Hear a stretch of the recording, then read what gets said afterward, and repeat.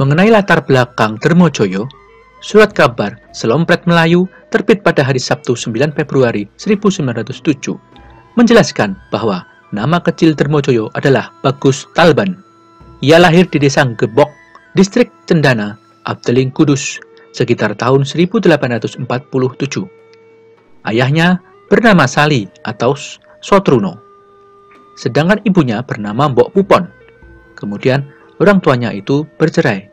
Bagus Talban ikut ibunya yang kemudian menikah lagi dengan Trundiko. Hidup di lingkungan santri, maka Bagus Talban belajar agama di kiai di sekitar desanya.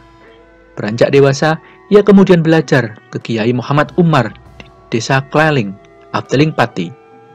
Lalu pindah ke Raden Bagus Suradi, putra Pangeran Katong keturunan Sunan Kalijogo di Kadilangu, Demak. Lalu kembali lagi ke pondok Kiai Muhammad Umar. Selanjutnya, saat usia 21 tahun, ia mengembara ke Jawa bagian timur. Saat mondok di Sidosermo, Surabaya, ia bekerja hingga dapat mengumpulkan uang 500 gulden. Uang itu awalnya untuk modal menunaikan ibadah haji, namun ia kemudian menggunakannya untuk membeli tanah di Mojokerto. Naasnya, area persawahan yang ia beli diterjang banjir dahsyat. Akhirnya, ia kembali ke pondok Sidosermo, lalu mendapatkan isyarat mimpi untuk belajar ke lereng Gunung Lawu. Ia pun belajar di Kerapiak atas tuntunan Kiai Kasan Besari yang hadir dalam tafakurnya. Di pondok Kerapiak ia belajar selama 3 tahun. Oleh sang Kiai, ia dihadiahi kitab Rojomuko, kitab mengenai menjadi pemimpin yang utama. Selepas itu, Bagus Talban mengembara menjadi guru agama dari tarekat dengan jalan berkelana. Banyak pejabat-pejabat pribumi menjadi muridnya. Contoh sukses adalah hubungannya dengan Bupati Pasuruan, Raden Mas Tumenggung Haryo Sugondo. Bagus Talban menjadi guru agama bagi bupati, kerabat bupati, serta pembantu-pembantunya. Sebelum memutuskan menetap di Barong, Bagus Talban hidup menumpang di rumah temannya, yaitu Taslim, di desa Kalimalang, distrik Jombang, hingga berpindah-pindah sebanyak 7 kali. Akhirnya pada tahun 1870, ia beserta istrinya, anaknya yang bernama Kasbini dan Pak Rahmat atau Soniti menetap di desa Barong dengan membuka lahan baru yang kemudian disebut Dukuh Bendungan. Setelah pindah di Bendungan, istri dan anaknya meninggal dunia. Selepas itu, ia akhirnya menikah lagi dengan Wasilah, tetangganya di Kudus dahulu. Saat perkawinan kedua inilah, ia mengganti namanya menjadi Darmojoyo. Darmojoyo merupakan salah satu petani sukses. Ia memiliki sawah seluas 30 bau dan tegalan seluas 7 bau. Hal ini berdasarkan sistem gogol pada masyarakat petani Sikep.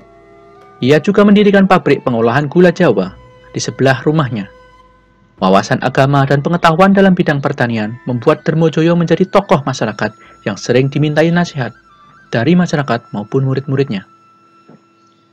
Pada tahun 1896, dengan karismanya di lingkungan distrik Warujayeng, maka Darmojoyo berencana mencalonkan diri sebagai kepala desa Barong. Banyak yang mendukung beliau, namun sayang, ia gagal menjadi kepala desa Barong karena tersangkut tuduhan mencuri kayu jati dan menyuap Wedono Warujayeng Raden Mas Aryo Prawiro Dirjo. Maka kontrolir Gorevar tidak menyetujui pengangkatan Darmojoyo. Ia pun mendapatkan hukuman dipekerjakan selama 2 minggu di kantor kabupaten. Uniknya, Bupati Merebek Raden Mas Aryo Sosrokusumo bersama keluarga dan pembantu-pembantunya berguru kepada Darmojoyo sehingga ia diberi gelar Kiai Darmojoyo. Pada era tahun 1900-an, kepala desa Barong yang dahulu menjadi saingan Darmojoyo, yaitu Ki Singojoyo, meninggal dunia. Berhubung Darmojoyo sudah terlanjur uzur, maka ia mengajukan anaknya yang bernama Nasir untuk menjadi kepala desa yang baru. Namun, lagi-lagi pencalonan ini ditolak kontrolir karena Nasir belum cukup umur menjadi seorang kepala desa. Sehingga, jabatan kepala desa Barong jatuh kepada Kromo Tirto dan Kami Tua Bendungan. Dipilihlah Ahmad Rojo, hanya petani biasa. Hal ini membuat kecewa diri Darmojoyo semakin menumpuk terhadap pemerintahan Hindia Belanda. Dampak dari Perang Darmojoyo ini adalah pengawasan khusus terhadap kegiatan-kegiatan keagamaan, juga tarekat, Islamofobia merebak dalam pemerintahan Hindia Belanda.